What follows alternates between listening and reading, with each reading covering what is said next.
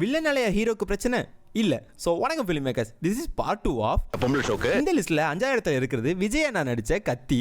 சமந்தாவை மட்டும் அண்ணா பார்க்காம இருந்தா அண்ணா அழகா ஃபாரின்ல போய் செட்டில் இருப்பாரு. இப்போ பாருங்க, தேவையில்லாம ஜெயிலுக்கு திருப்பி போயிட்டாரு. ஃபர்ஸ்ட் 20 மினிட்ஸ்லேயே அதெல்லாம் தோண்ட ஆரம்பிச்சிட்டாங்கன்னா செகண்ட் ஹாஃப் யாரும் ஒப்பனை எழுதுவான். இந்த லிஸ்ட்ல 4ஆவது இருக்கிறது ராவணன். அடுத்த பொண்டாட்டிக்கு ஆசைப்பட்ட நம்ம ஹீரோ கடைசியில ஹீரோவை பிடிச்சி போனா வில்லனோட பொண்டாட்டி. பாவம், இவரும் செத்துருவாரு.